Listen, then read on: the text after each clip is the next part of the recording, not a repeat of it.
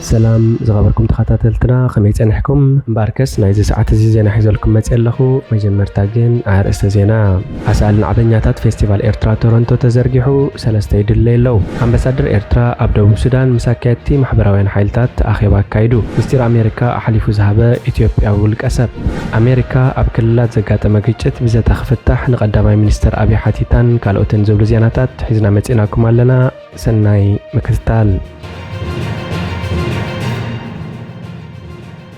أمباسادر إيرترا أب دوب السودان مساكيدي محبراوين حيلتات أخيبا كايدو أمباسادر إيرترا أب ريبابليك دوب السودان أتو يوهانس تخلا ميكال بعسران 4 مسكرم مساكيدي بايتو محبركم هامادئ أكيدتي أكالات من إسيات قدف محيال ودابيتات زاتوكور أخيبا كايدو كساتفتي هلوك نتات محبراوين حيلتات بعمق الدحر مقمقام بلجاتات عكيبكا قولتات نمقرام أبالات ودابيتات بحافشة أكيد أكالات دما في اللاي بنقاحت كنكسقاسو تسويعم نساتهم أسعبهم متأخاب زيقاتات مدلدالن متأسرم مساقرم معزازن مسرتاو خمس خونه بمتقاس نغدا إيرتراوያን بزملكت مستفلاليو أكلات منግስት ደቡብ ሱዳን ዝግበር ርክባት ብዝላ ዓለ ክደፍ አሉ አዘኻኺሮም አመወዳታ ኩለን ማሕበራውያን ሓይልታት መሰረት ዝተገብረ ገምጋም ውዳቤታትን ከም ዘሕይላ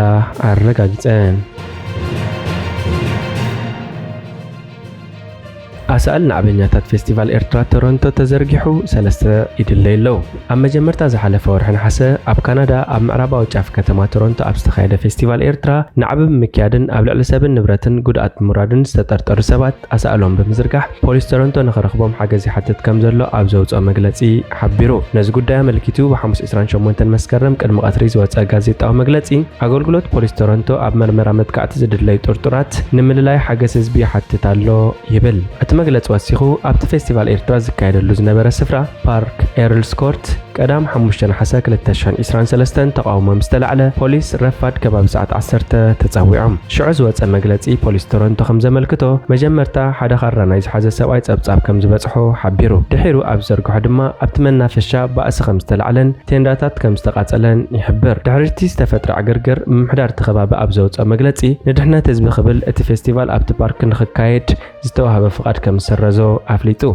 اتاقات ما زخون عينت كونت كم زي تتصور بمجلس نابتاقات ما يخون باركتات زبصح زخون السب وحوسها وهاون مفتار قديتو مخانو حبيرو بتستفتر عقرقر دمات شعات تسابات كم استهرمون اتم شمون تسابات نهيوتهم أب حدا غازي اتو مقرأ تخبصحو من كله اتحاد سبكن بخار دحر موقو كبير مقرأ تخمزقاتمو بوليس تورنتو بتويتر أبزوت مجلس حبيرو منبارو يذكر مسرح مرمرات قداي ككايدن أبت عقرقر انتساتفو نعبنياتات نمهدانن بوليس كسرح كم حز فلت كوينو بحموس أسأل 3 سوات زرجحو أمل لايم حجز حتيتو له بوليس أبت أبو 5 سفرو أبالات محبركم إيرترا عمتا فيستيفال أبت تتقص بارك يكايدو نيرم بزحزر لو جلة تقام تدما أبت بوتا فيستيفال ترخيبهم تجاجم بتم تقام تسلفنياتات نبرت كم زعنون قبل على حياله سبات متقعد 5 فتقام بمجلس دما نتقول داين متصري أبز جبر زلو مسرح مرمرة أسأل 3 ترطرات تزرجحو له بزد ما أمد لايم هزب التحبابر متسوع تقريبه بزي كازي بوليس كالجاري أبت فلم زورحي أب سميناهم برقة ختمة أمونغو إيرتراوين استقايد نعبي كابس تساتفو 10 سبات أسألهم بمزرقة حنمل لايم كاب هزب حاجزي حتى كمزلو خجلت كأنيو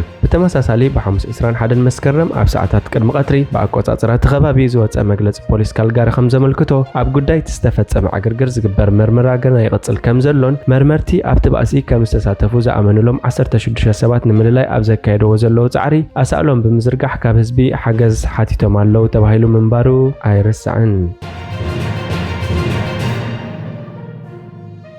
ذاتا غزياو محدار تግራይ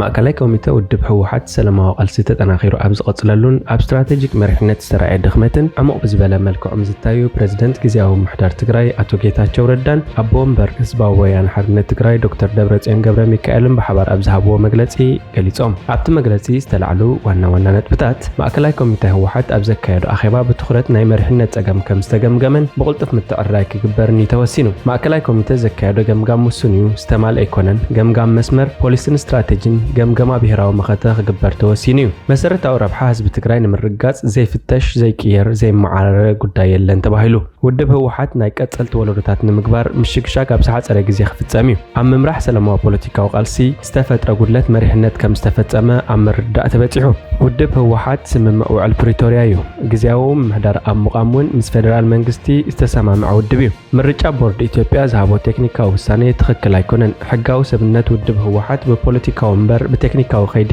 ዝፍታሕ ኣይኮነን እቲ ላዕለዋይ መውፅእ ሕጊ ተሃገር ባይቶ ወከልቲ ህዝቢ ካብ መዝገብ ግብረ ሽበራ ዘውፅኦ ውድብ በቲ ባይቶ ተወከልቲ ህዝቢ ዝተመርፀ ቦርድ መረፃ ኢትዮጵያ ኣፍልጦ ዝስእነሉ ኩነታት የለን ነቲ ተፈጢሩ ዘሎ ሃዋሃው ሰላም ዘላቕ ንምግባር ኣወንታዊ ተራ ውድብ ህወሓት ዝዓዘዘ ብምዃኑ ኣፍልጦ ምኽላእ ስራሓት ግዚያዊ ምሕዳር እውን ዝዕንቀፍ እዩ ትግራይ ዝተራእዩ ናይ ፍትሒ ጸጥታ ስርቂ ጸገማት ውፅኢት ስትራቴጂክ መሪሕነት ምዃኑ ተገምጊሙ እዩ ኣብ ዝተፈጸሙ ገበናት ስርቅን ካልኦት ተሓታትነት ክረጋገጽን ልዕሊ ኩሉ ካብ ላዕሊ ክጅመር ተረዳዲኡ ኣብ ትግራይ ዝረአ ዘሎ ተግባራት ስርቅን ሃብቲ ህዝቢ ምካንን ትካላዊ ዝኾነ መንገዲ ኣብ መረዳእታ ዝተመስረተ ተሓታትነት ክህሉ ከም ዝስራሕ ተገሊጹ እዩ ዕማማት ግዚያዊ ምሕዳር ዕማማት ውድብ ህወሓትን ህዝቢ ትግራይን እዮም ሕጂ ካብ ሰላማዊ ፖለቲካዊ ቃልሲ ካልእ መማረፂ የለን እቲ ተረኺቡ ዘሎ ሰላም ደም ተኸፊልዎ ዝመፀ እዩ ነቲ ኩናት ስዒቡ ዝተኣስሩ ተጋሩ ክፍትሑን ሃብቲ ንብረትን ዝተኣገዶም ሰብ ሃብቲ ንኸንቀሳቐሱ እናተሰርሐ ምምፅኡ ተገሊጹ እዩ መንቀለቲ ኩናት ፖለቲካዊ ስለ ዝኾነ ብፖለቲካዊ ዘተ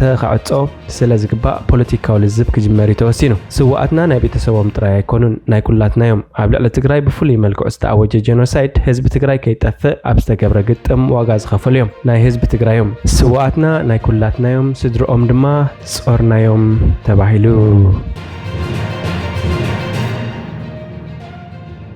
ኣሜሪካ ኣብ ክልላት ዘጋጠመ ግጭት ብዘተኽፍታሕ ንቀዳማይ ሚኒስትር አብይ ሓቲታ ኣሜሪካ ኣብ ክልላት ኣምሓራን ኦሮምያን ዝተፈጥሩ ግጭታት ሰላማዊ ፖለቲካዊ ፍታሕ ክግበረሎም ንቀዳማይ ሚኒስትር አብይ ኣሕመድ ሓቲታ ኣብተን ክልላት ዘሎ ኩነታት ዘሻቀል ከም ዝኾነ እውን ጸሓፊ ሚኒስትሪ ጉዳያት ወጻኢ ኣሜሪካ አንቶኒ ብሊንከን ምስ ቀዳማይ ሚኒስትር አብይ ኣብ ዘካየዶ ዝርርብ ቴሌፎን ሓቢሩ ኣብ ክልቲኦም ክልላት ዝቐጸለ ግጭት ሰላማውያን ሰባት ከም ዝተገድኡን ከም ዝተቐትሉን ዝግለጽ ዘሎ ኮይኑ ጸሓፊ ጉዳያት ወጻኢ ኣሜሪካ ሰብኣዊ መሰላት ክሕሉ ከም ዝሓተተ ወሃቢ ቃሉ ማት ሚለር ትማል ኣብ ዘውፅኦ ጋዜጣ መግለጺ ሓቢሩ አንቶኒ ብሊንከን ኣብተን ክልላት ዘሎ ግጭት ብፖለቲካዊ ዘተኸፍታሕ ዝሓተተ ኣብ ክልል ኣምሓራ ሃዲኡ ዝነበረ ኩነታት ከም ዝደገሰ ይግለጽ ኣብ ዘለወሉ እዋን እዩ ኣብቲ ክልል ኣብ መንጎ ሰራዊት ምክልኻልን ዕጡቃት ፋኖን ዝካየድ ግጭት ከም ዝቐጸለ ምንጭታት ቢቢሲ ይሕብሩ ኣብዚ ሰሙን ኣብ ከተማ ጎንደር ከቢድ ምልልዋጥ ጥቕሲ ተኻይዱ ዕጡቃት ፋኖ ኣብ ክልተ ኣብያተ ማእሰርቲ መጥቃዕቲ ብምፍጻም እሱራት ድሕሪ ምፍትሖም ግጭት ከም ዝተፈጥረ ነበርቲ ገሊጾም ኣብታ ከተማ ኣብ ዝተኻየደ ግጭት ሰላማውያን ሰባት ግዳይ ከም ዝኾኑ እውን ተሓቢሩ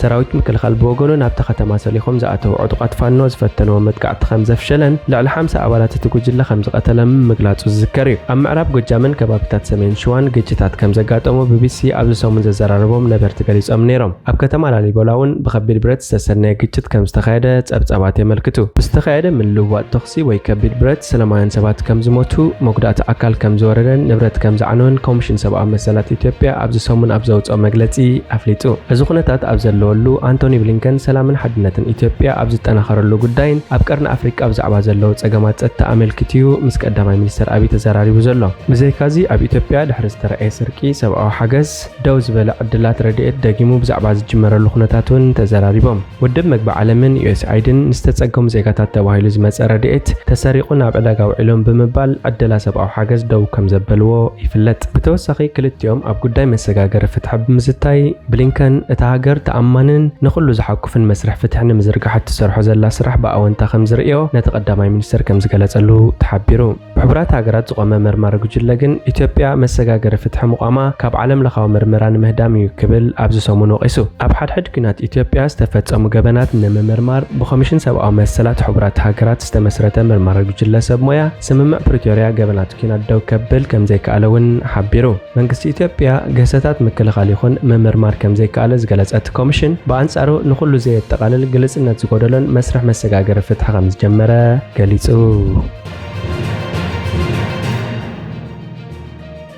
ሚኒስትር ኣሜሪካ ሓሊፉ ዝሃበ አብርሃም ወላ እኳ መንግስቲ ኣሜሪካ ወግዓውን ተዘይገበሮ አብርሃም ተኽሉ ለማ ዝተባህለ ትውልደ ኢትዮጵያዊ ምስጢራዊ ሓበሬታ ምክልኻልን ጸጥታን ናብ ኢትዮጵያ የመሓላልፍ ነይሩ ብዝብል ኣዘራረበ ኮይኑሎ ቅድሚ ሕጂ ንመንግስቲ ኣሜሪካ ዘሰንበዱ ምስጢራዊ ሓበሬታታት ናብ መራኸቢ ብዙሃን ከምኡን ናብ ተቐናቐንቲ ሓያላት ሃገራት ኣሕሊፍካ ምሃብ እኳ እንተነበረ እዚ ናይ ሕጂ ግን ፍልይ ዝበለ እዩ ኣብ ዝተፈላለየ እዋናት ካብ ኣሜሪካ ናይ ምክልኻል ጸጥታን ቴክኖሎጂን ምስጢራዊ ሓበሬታ ከም ዝለሓኹ ወይ ንምልሓኹ ፈተነታት ከም ዝተኻየደ ክግለጽ ጸኒሑ እዩ ምዚ ብዝተሓሓዝ ተቐናቐንቲ ሃገራት ዝኾኑ ሩስያን ቻይናን ብተደጋጋሚ ሽመን ይልዓል ኤውሮጳውያን ማሓስታውን ኣብዚ ተግባር ኢድ ከም ዘለዎን ክግለጽ ጸኒሕሎ ነዚዩ ማዕከናት ዜና ኣሜሪካ ምስ ማእሰርተ አብርሃም ተኽሉ ብዝተሓሓዝ ምስጢራዊ ሓበሬታታት ናብ ኢትዮጵያ ይልሕኹ ነይሮም ምባልን ኣዘራረብ ኮይኑሎ መንግስቲ ኣሜሪካ ኣብ ልዕሊ ጥርጡር ዘቕረቦ 16 ገጻት ዝሓዘ ክሲ ካብ ታሕሳስ 2014 ክሳብ ነሓሰ 2015 ዘቕረቦ ኣብ ዘሎ ግዜ ሓበሬታታት ድሕነት ኮፒ ብምግባር ምስጢራውነት እቶም ሰነዳት ዝሕብሩ ምልክታት ክጠፍኡ ገይሩ እዩ ዝብል እቲ መዝገብ ክሲ ተኸሳሲ ነቶም ሰነዳት ናብ ዓይነይቲ ሃገር ከም ዘሰጋገሮም ኣይመልክትን ይኹን እምበር ኣብ ሓንቲ ሃገርን ሓደ ከባቢን ዘተኮረ ምዃኑን ምስጢራዊ ሓበሬታታት ምክልኻል ናብ ሓደ በዓል ስልጣን ትካል ጸጥታ ካልእ ሃገር ከም ዝሃበን ተገሊጹ እቶም ኣብ ልዕሊ አብርሃም ዝቐረቡ ክስታት ክረጋገጹ እንተኺኢሎም ብሞት ወይ እውን ካብ 10 ዓመት ክሳብ ማእሰርተ ዕድመ ልክዕ ክፍረድ እዩ ብዛዕባ እዚ ትውልድ ኢትዮጵያዊ እንታይ ንፈልጥ አብርሃም ተኽሉ ለማ ኣብ ኢትዮጵያ ዝተወልደ ኣሜሪካዊ ዜጋ እዩ እዚ ወዲ 50 ዓመት ውልቀ ሰብ ኣብ ሲልቨር ስፕሪንግ ሜሪላንድ ዝነብር በዓል ሞያ ኢንፎርሜሽን ቴክኖሎጂ እዩ አብርሃም ካብ 2013 ክሳብ 2016 ኣብ ኣሜሪካ ኣብ ዝርከብ ዩኒቨርሲቲ ባልቲሞር ስርዓት ሓበሬታን ቴክኖሎጂን ተማሂሩ እዚ ሞያ ኣብ ዝተፈላለየ ትካላት መንግስቲ ኣሜሪካ ዝርከቡ ምስጢራዊ ሓበሬታታት ክረክብ ቅርበት ዝፈጠረሉ ሞያ ኮይኑ ቅድሚ 5 ዓመት ኣብ ክፍሊ ሓበሬታን መጽናዕትን ሚኒስትሪ ጉዳያት ወጻኢ ኣሜሪካ ቴክኒሻን ኮይኑ ሰሪሑ ብድሕሪኡ ኣብቲ ሚኒስትሪ ሓላፊ ቤት ጽሕፈት ምሕደራ ኢንፎርሜሽን ቴክኖሎጂ ዋሽንግተን ኮይኑ ተመዲቡ ኣብ ሓምለ 2013 ዓመተ ምህረት ድማ ኣብቲ ቤት ጽሕፈት ምስ ምስጢራዊ ሓበሬታታት ዝተሓሓዝ ስራሕቲ ንምፍጻም ዘኽእሎ ፍቃድ ረኺቡ ኣብ ግንቦት 2014 ናብ ክፍሊ ፍትሒ ኣሜሪካ ተሰጋጊሩ ስራሕ ጀሚሩ ኣብ ተመሳሳሊ ዓመት ኣብ ወርሒ ሓምለ ናብ ሚኒስትሪ ጉዳያት ወጻኢ ኣሜሪካ ተመሊሱ ኣብ ሚኒስትሪ ፍትሒ ክሰርሕ ጀሚሩ በዛ ኣጋጣሚ ኣብ ታሕሳስ 10 2015 ነሓሰ 1 2015 ኣብ ዝተፈላለየ ጉዳያት ዘተኮረ ብውሕዱ 85 ሓበሬታታት ድሕነት ብዝተፈላለየ መልክዑ ብምቕዳሕ ወሲዱ ብዝብል ኣብ ቀይዲ ውዒሉ አብርሃም ኣብ ዝሓለፉ 2 ዓመታት 2 ግዜ ናብ ትውልድ ዓዱ ኢትዮጵያ ከም ዝተጓዓዘ እውን ተገሊጹ ኣብቲ ክሲ ዝሰፈሩ ጉዳያት ከም ዝፈጸመ ክግለጽ እንከሎ እቲ ውልቀ ሰብ ዝነበሮ ናይ ሓበሬታ ምልውዋጥ ምስ ኢትዮጵያ ከይኮነ ከም ዘይተርፍ ኣመልኪቱ አብርሃም ተኽሉ ብዕለት 2 ለካቲት 2014 ዓመተ ምህረት ከምኡን ኣብ ዝሓለፈ ዓመት 2015 ዓመተ ምህረት ግዝ ቅድሚ በዓል ፋሲካ ሚያዝያ 4 2015 ናብ ኢትዮጵያ ከም ዝተጓዓዘ ይንገር ብ18 ነሓሰ 2015 ዓመተ ምህረት በወከልቲ FBI ኣብ ቀይዲ ዝኣተወ አብርሃም ንኻልእ ሃገር ንምሕጋዝ ሓበሬታ ምኽልካል ሃገር ንምትሕላፍ ውዲት ብምፍጻምን ኮነ ኢሉ ሓበሬታ ምክልኻል ብውልቁ ብምሓዝን ተኸሲሱሎ ኣብ መወዳእታ ዝሓለፈ ሰሙን ኣብ ልዕሊኡ ወግዓዊ ክሲ ክምስረት እንከሎ ፈጺሞ ዝተባህሉ ናይ ስለያ ተግባራት ብዝርዝር ቀሪቦም ኣለው ማዕከናት ዜናታ ሃገር እቲ ውልቀ ሰብ ምስ ሰብ መዚ ኢትዮጵያ ይራኸብ ከም ዝነበረን እቲ ሓበሬታታት ናብ ኢትዮጵያ ሓሊፉ ከም ዝሃበን ይገልጽ ኣሎ ኣብቲ ክሲ እውን አብርሃም ተኽሉ ለማ ብተደጋጋሚ ናብ ሃገሩ ከም ዝገሸን ኣብኡ ምስ ሰበ ስልጣን ከም ዝራኸብን ተገሊጹ ይኹን እምበር መንግስቲ ኣሜሪካ ብዛዕባ እዚ ወግዓዊ ሓበሬታ ይሃበን በዚ ሽማ ተደጋጋሚ ዝለዓል ዘሎ ኢትዮጵያውን ርእቶ ይሃበትን ኣብቲ መንግስቲ ኣሜሪካ ዘቕረበ ዝርዝር ክሲ ኣብ ዝተፈላለየ ትካላት እቲ ሃገር ምስጢር ተባሂሎም ዝተፈለዩ ሰነዳት ስእልታት መዘክራት ካርታታት ምስልታት ሳተላይትን ካልእ ሓበሬታታት ምክልኻልን ዝሓዙ ሓበሬታታት ሓሊፉ ይብሎ አብርሃም ተኽሉ ኣብቲ ሃገር ብዛዕባ መንግስቲ ዝቃወሙ ወተሃደራዊ ምንቅስቓስ ዓመጽቲ ዝምልከት ኣብቲ ሃገር ምስቲ ነቲ ሓበሬታ ብመልእኽቲ ኣፕሊኬሽን የካፍል ዝበሃል በዓል ስልጣን እቲ ሃገር ከም ዝተዘራረበ ተገሊጹ ርክብ ነቲ በዓል ስልጣን ብዛዕባ ኣብታ ዝተባህለት ሃገር ዘጋጠመ ፍጻሜ ጋንታኹም ነዚ ተንቲና ገለ ነገር ትወስድ ኢሉ መኺርዎ እቲ በዓል ስልጣን ኣብ ካልእ መልእኽቲ ነዚ ብምግልባጥ ዳግማይ ከይፍጸም ርእዩ ለውጢ ረኺብና ድሕሪ ቁሩብ መዓልትታት ኣብ ወሳኒ ብርኪ ክንበጽሕ ኢና እንታይ ክንገብር ከም ንኽእል ኣጻሪኻ እንተተሕብረኒ ጽቡቕ ነይሩ ከም ዝበሎ ኣብቲ ክሲ ሰፊሩ ይርከብ ብተመሳሳሊ እቲ በዓል ስልጣን ናብ ቅድሚት ዝተዋፈረ እዝን ማእከል ቀረብን ምፍላጥ ኣገዳሲ እዩ ብምባል ክሓተ እንከሎ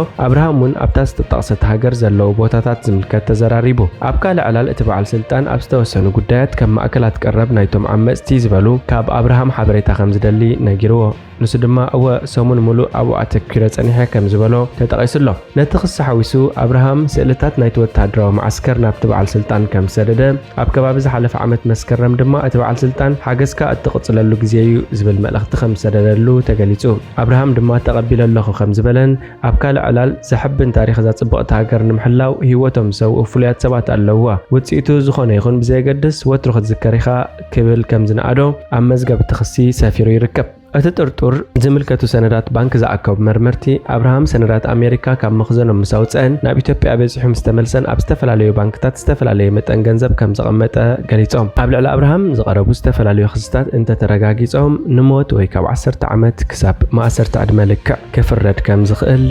ይግለጽ እምባርከስ ዝኸበርኩም ተኸታተልትና ናይ ሰዓት እዚ ዜናዊ መሰናድኦ ናብዚ ፍጸም ሓደሽቲ ዜናታት ንምክትታል ሰብስክራይብ ሼር ላይክ ኮሜንት ምግባር ኣይትረስዑ ኢኹም ሰላም